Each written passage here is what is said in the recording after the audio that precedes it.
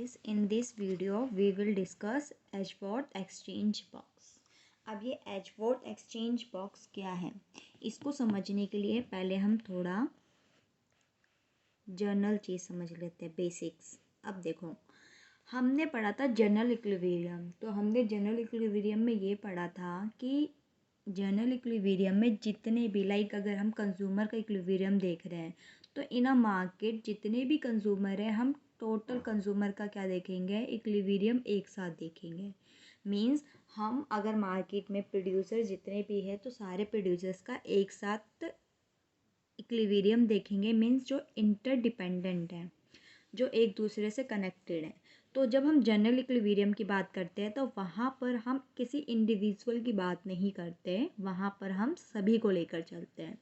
तो बच्चे देखो, मानते हैं हम एज अ कंज्यूमर बिहेवियर पढ़ रहे हैं। अभी हम पढ़ रहे हैं कि जनरल इक्विलिब्रियम में, मींस जनरल इक्विलिब्रियम में एक, जितने भी मार्केट में कंज्यूमर हैं उन सब का इक्विलिब्रियम हम कैसे अचीव करते हैं इन जनरल केस। तो देखो, मान के चलते हैं there are two consumer in an economy, कि एक इकनॉमी में कितने कंज्यूमर हैं, only two, consumer A and consumer B. And consumer A purchase two goods. How many goods? Two, X1 and X2। Same जो कंज्यूमर बी है हमारा, वो भी टू गुड कंज्यूम कर रहा है। तो देखो, मार्केट के अंदर only two consumers, consumer A, consumer B. अब हम मान के चलेंगे कि जो कंज्यूमर ए है उसके पास गुड एक्स की कुछ क्वांटिटीज़ है, सम यूनिट या some quantity of good X, और कुछ क्वांटिटी गुड्स टू की है। सेम लाइक जो हमारा कंज्यूमर है बी, उसके पास कुछ यूनिट एक्स की है, X1 की है, और कुछ यूनिट गुड सेकंड की है। मीन्स मार्केट के अंदर ये दोनों इंडिविजुअल्स हैं, इनके कुछ इंडोमेंट, मीन्स कुछ इंडोमेंट X1 के और X2 के, और इसके कुछ X1 और X2 के हैं। अगर मार्केट में इस कंज्यूमर ए को मान लो कि X1 और चाहिए, तो X1 किससे लेगा? इससे, और उसके बदले में क्या देगा? X2 देगा। मीन्स ये दोनों क्या करेंगे? अपनी डिमांड को फुलफ़िल करने के लिए एक दूसरे से एक्सचेंज करेंगे। इसलिए एक टॉपिक मैंने देखो यहाँ पर लिखा है, एडवर्थ एक्सचेंज बॉक्स। मतलब ऐसा बॉक्स जिसमें दो कंज्यूमर क्या करेंगे, गुड्स आपस में एक दूसरे को एक्सचेंज करेंगे। तो ये कैसे इकोनॉमिक, मतलब इस तरीके से एक्सचेंज करना ताकि इसकी सेटिस्फेक्शन मैक्सिमाइजेशन हो जाए और इसकी सेटिस्फेक्शन मैक्सिमाइजेशन हो जाए। तो पहले पढ़ते हैं। देखो, Edgeworth exchange box models that the general equilibrium, means ये जनरल इक्विलिब्रियम है क्योंकि यहाँ पर हम टू इंडिविजुअल्स की बात कर रहे हैं, टू कंज्यूमर्स की। तो Edgeworth exchange box models that the general equilibrium in an exchange economy of two individual। हम मान के चल रहे इकोनॉमी में कितने इंडिविजुअल्स हैं? Only two, means A and B. The box dimension are determined by the total amount of goods available। Means एक जो बॉक्स है, एक हमारा, अभी मैं बॉक्स बताऊंगी एडवर्थ बॉक्स क्या होता है। उस एडवर्थ बॉक्स में हमें ये देखना है कि कितना अमाउंट, यानी कितना unit of good X and कितना unit of good two A consumer के पास है, एंड कितना इंडोमेंट या unit of good X and good second consumer B के पास है। तो इस इंडोमेंट को हम एक बॉक्स में शो करेंगे और उस बॉक्स को क्या बोलेंगे? Edgeworth exchange box. एक बार दोबारा देख लो। इसने बोला the box dimension are determined by the total amount of goods available in an economy for two consumer. तो मैं एडवर्थ बॉक्स बना रही हूँ, तो यहाँ तक चीज़ें समझ में आती है। देखो, अब ध्यान से देखना।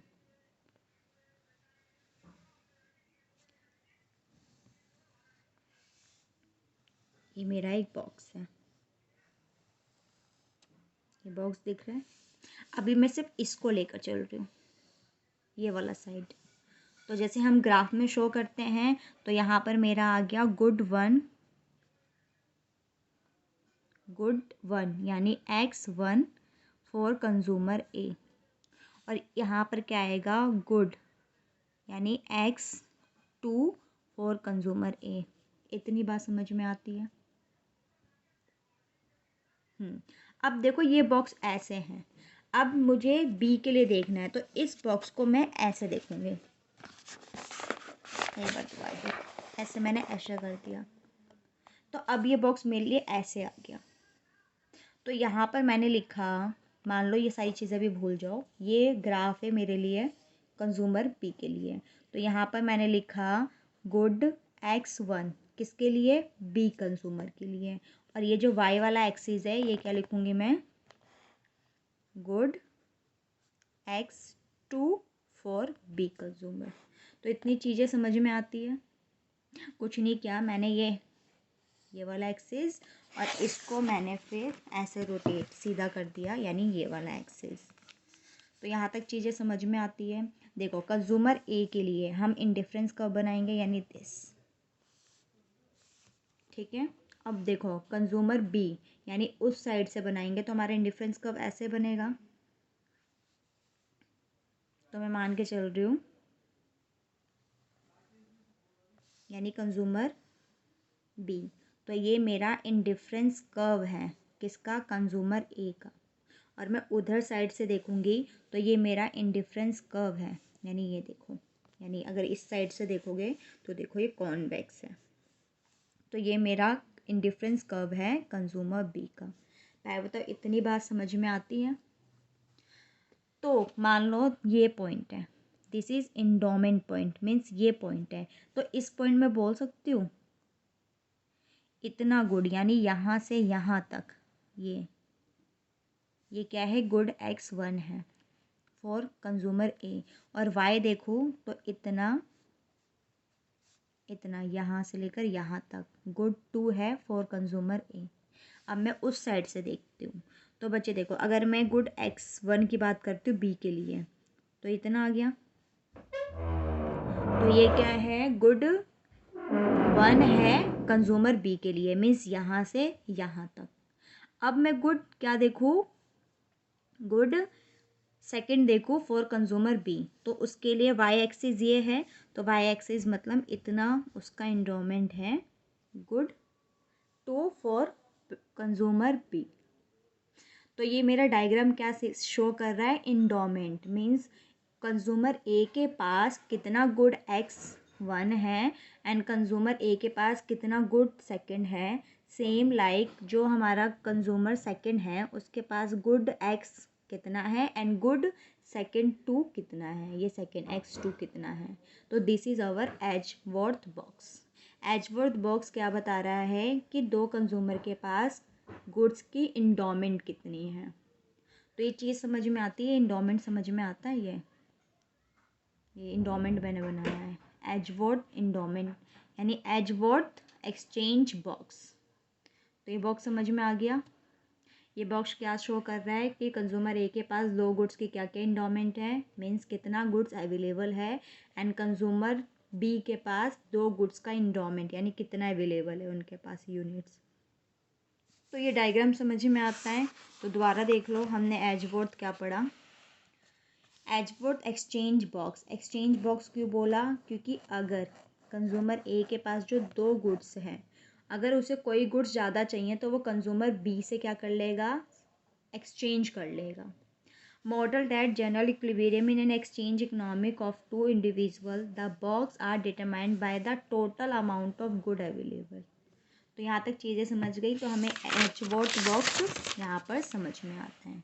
ये बॉक्स देखना बस, ये बॉक्स दिख रहा है, मीन्स हमने पढ़ा ये Edgeworth box, Edgeworth exchange box, और इसके बाद हमने ये पढ़ा डायग्राम। तो यहाँ तक चीज़ समझ में आ गई। अगर यहाँ तक चीज़ समझ में आ गई तो मैं अब आगे टॉपिक करूँ। अब देखो, अब एक आता है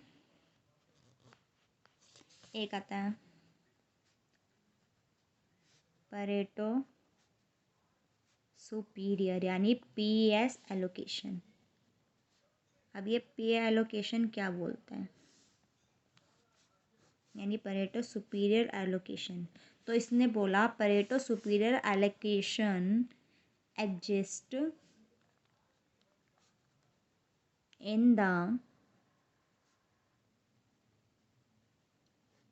इकोनॉमी, या फिर इसने बोला Pareto superior allocation exist in economy in common area above each person's current indifference curve। इसका मतलब क्या हुआ, पहले डायग्रामेटिकली देख लेते हैं फिर चीज़ें समझते हैं। देखो मैंने एड्जवर्थ बॉक्स बनाया, यानी दिस,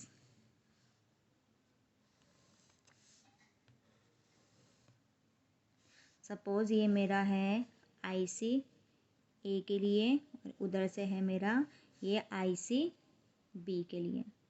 तो यहाँ पर मेरा क्या था,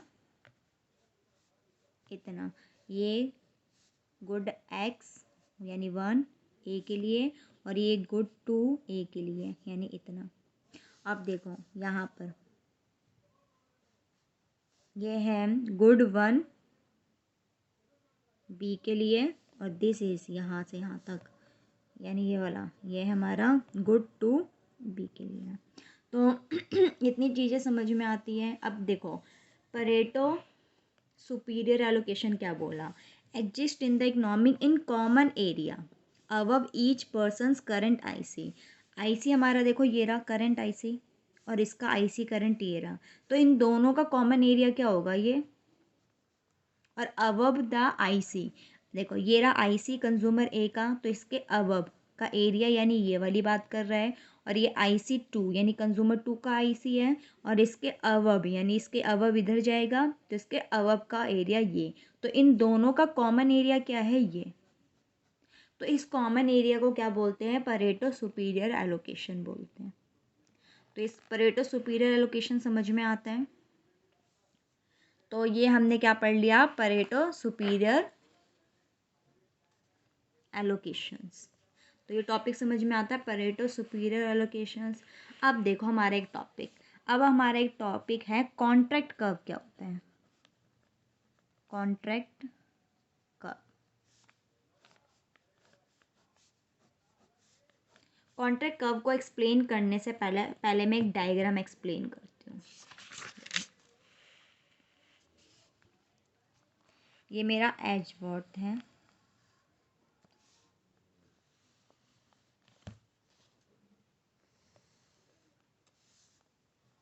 this is our Edgeworth box, this is indifference curve for consumer A and this is, ये मैंने ऐसा बना दिया, this is indifferent curve for B। इतनी बात समझ में आती है।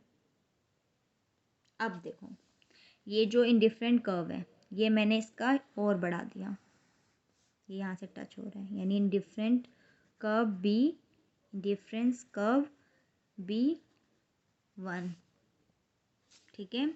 और मतलब अगर मैं IC1 मतलब कंज्यूमर ए का आईसी देख रही हूँ, तो एक ये रहा आईसी, एक ये रहा आईसी और एक ये रहा आईसी, मीन्स इसके बहुत सारे मैंने इंडिफरेंस कर्व देख लिए। ये थोड़ा डायग्रामेटिकल बड़ा नहीं बना ये, और ये रहा मेरा कंज्यूमर। तो सिंपल सा देखो कंज्यूमर ए का देखते हैं इंडिफरेंस कर्व। तो कंज्यूमर ए का इंडिफरेंस कर्व हम देखे हैं, एक सेकेंड, ब्राइटनेस, कंज्यूमर ए का देखना। तो कंज्यूमर ए का इंडिफरेंस कर्व ये रहा, सेकेंड ये रहा, थर्ड ये रहा। अब मैं उधर से देखती हूँ कंज्यूमर बी का, तो कंज्यूमर बी का first indifference curve is this and second indifference curve is this and third indifference curve is this. यहाँ तक समझ में आता है बच्चे? ये वाला पॉइंट देखो, ये पॉइंट दिख रहा है, ये क्या है, इस पॉइंट पे ध्यान से देखना। इस पॉइंट में कंज्यूमर ए का indifference curve and consumer B का इंडिफरेंस कर्व दोनों क्या है, टेंजेंट है, यानी दोनों एक दूसरे को टच कर रहे हैं। तो जब भी कोई एक दूसरे को टच करता है तो उनके, देखो अब मैं एक चीज़ बोलती हूँ, स्लोप ऑफ आईसी, मैं बोल सकती हूँ slope of IC for consumer one, यानी A is equals to slope of IC consumer B, क्योंकि टच कर रहा है ना ये, मान लो ये ए पॉइंट है, तो मैं बोल सकती हूँ एट ए, पॉइंट ए पे same this point B same point C, point means point A पर दोनों का जो स्लोप ऑफ आईसी है एक दूसरे से क्या है, टेंजेंट है, यानी टच कर रहे एक दूसरे के, तो दोनों के स्लोप क्या है, इक्वल। तो जब भी हम इस दो आईसी के टेंजेंट, और मैंने दो ही कंज्यूमर क्यों लिया, क्योंकि मैंने पहले ही स्टार्टिंग में एज्यूम कर लिया कि there are two consumer in an economy, और ये हम जनरल इक्विलिब्रियम की बात कर रहे हैं। तो देखो ये ये दिख रहा है, तो मतलब point A point B point C is a tendency of two indifference curve. तो बच्चे जब हम इस इंडिफरेंस, पहले यहाँ पर हम लिख लेते हैं, ये कंज्यूमर ए है, वही इनिशियली वाला लेकर चलते हैं, ये कंज्यूमर ए है, यहाँ पर कंज्यूमर ए का क्वांटिटी सेकंड, यहाँ पर कंज्यूमर बी का फर्स्ट क्वांटिटी, कंज्यूमर बी का सेकंड क्वांटिटी। तो ये पहले ही लेकर चलते हम, ये वाला पॉइंट था ना हमारा पहले, इतना यहाँ पर, इतना यहाँ पर,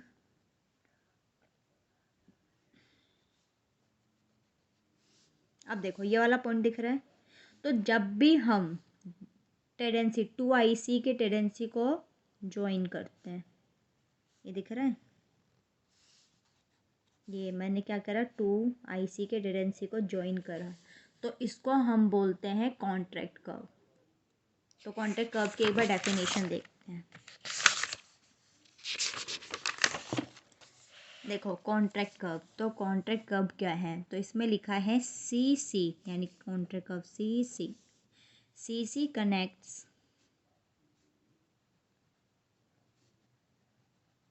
all the IC tendencies along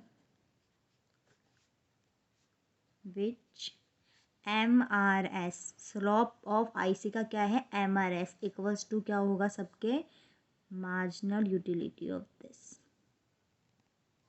is equal for both individual. यहाँ तक समझ में आता है। देखो क्योंकि देखो कॉन्टैक्ट कर्व में मैंने यहाँ पर क्या बोला है, यहाँ पर बोला है कि ये पॉइंट यानी दोनों आईसी के टेंडेंसी क्या है, इक्वल। यहाँ पर जो स्लोप है तो स्लोप ऑफ आईसी वन यानी एमआरएस, और इसका एमआरएस क्या होगा, सेम। इसका एमआरएस क्या है, marginal utility of one, marginal utility of second good, marginal utility of first and marginal utility of second good. MRS का तो मतलब यही है। तो मीन्स तो कॉन्ट्रैक्ट कर्व में क्या बोला इसने, CC connect all the IC tendency along which, जिसमें MUT is equal for both individual, मतलब दोनों इंडिविजुअल का क्या होगा, marginal ratio of marginal utility would be same. तो ये कॉन्ट्रैक्ट कर्व समझ में आ गया। तो कॉन्ट्रैक्ट कर्व समझ में आता है जब टू आईसी के हम टेंडेंसी को ज्वाइन करते हैं, यानी दिस। तो ये चीज़ें समझ में आ गई।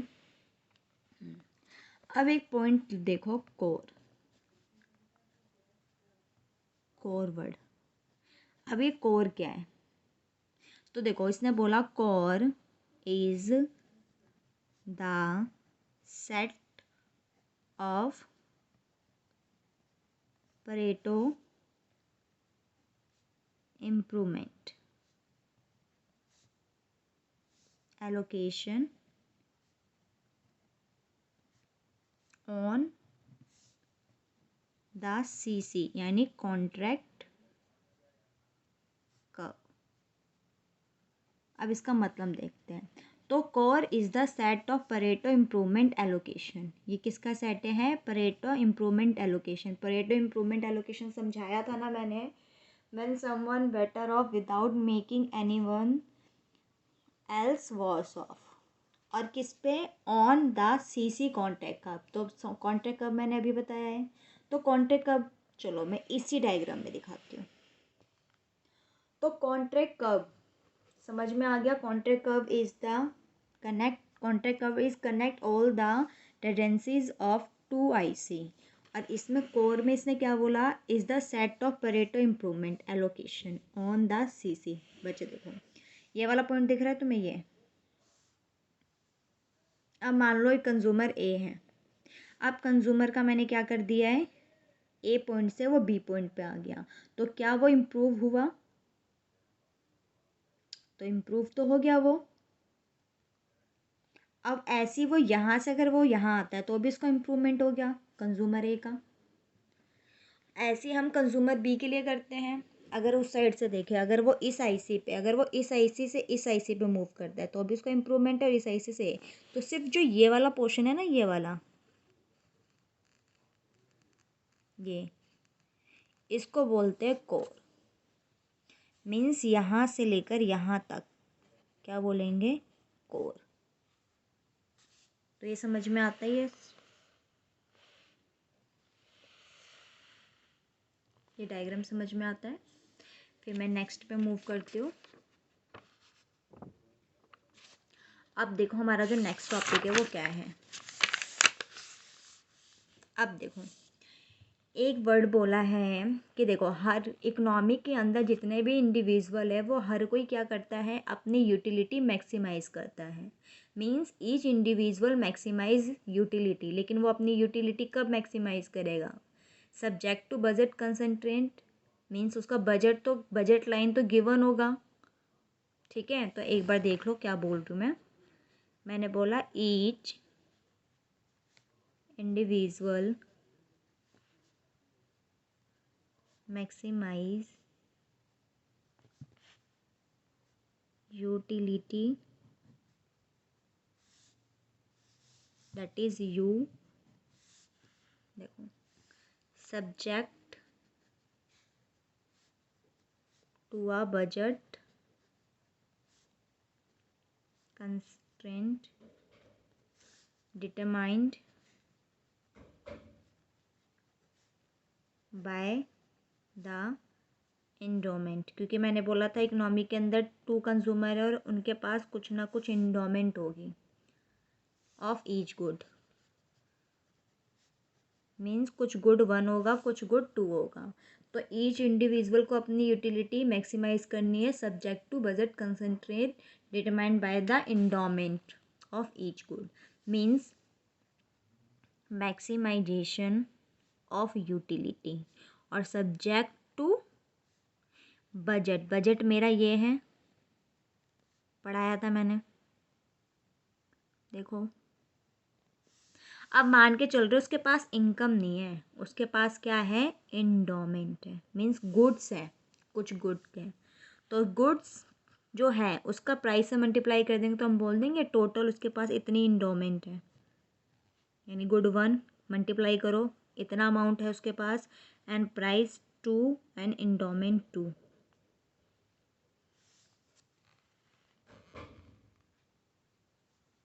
ये कंज्यूमर वन है। तो कंज्यूमर वन ध्यान से देख लो एक बार। कंज्यूमर वन जो है उसको अगर अपनी यूटिलिटी क्या करनी है? मैक्सिमाइजिंग करनी है। तो यूटिलिटी मैक्सिमाइज करेगा वो consumer one subject to budget. अब उसका बजट ये है, ये इंडोमेंट का है क्योंकि जो उसके पास गुड्स अवेलेबल है, मतलब अभी जो है वही उसकी इंडोमेंट है, इनकम है। तो यहाँ तक चीज़ें समझ में आती हैं। अगर देखो, अगर एक इंडिविजुअल अपना यूटिलिटी मैक्सिमाइज करें तो इंडिविजुअल इक्विलिब्रियम कहाँ आएगा? मैं इंडिविजुअल की बात कर रही हूँ, इंडिविजुअल, तो यानी मैं पार्शियल की बात कर रही हूँ, पार्शियल इक्विलिब्रियम, यानी सिर्फ एक की बात कर रही हूँ। तो जो इंडिविजुअल इक्विलिब्रियम है is when MRS for some individual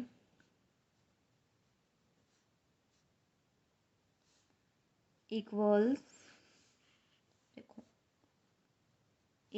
the product price ratio. ये तो मैंने तुम्हें प्रीवियस उसमें भी पढ़ाया था। इंडिविजुअल इक्विलिब्रियम कहाँ होता है, जहाँ पर उसका MRS यानी marginal utility of one and marginal utility two is equals to price of product, यानी स्लोप ऑफ बजट लाइन। पिछली क्लास में ये पढ़ा दिया है मैंने, तो एक बार दोबारा देखो। Each individual maximizing utility subject to the budget constraint determined by the endowment of each good. तो देखो, मैक्सिमाइजिंग यूटिलिटी सब्जेक्ट उसका बजट, ये एंडोमेंट। तो अगर किसी इंडिविजुअल की बात करें तो इंडिविजुअल का कंडीशंस ये हैं, लेकिन अगर मैं जर्नल की बात करूँ तो यहाँ तक अभी हमने क्या पढ़ा, तो एक बार देख लो, फिर जर्नल नेक्स्ट क्लास में कराऊंगी मैं। तो यहाँ तक हमने क्या पढ़ा, यहाँ तक हमने पढ़ा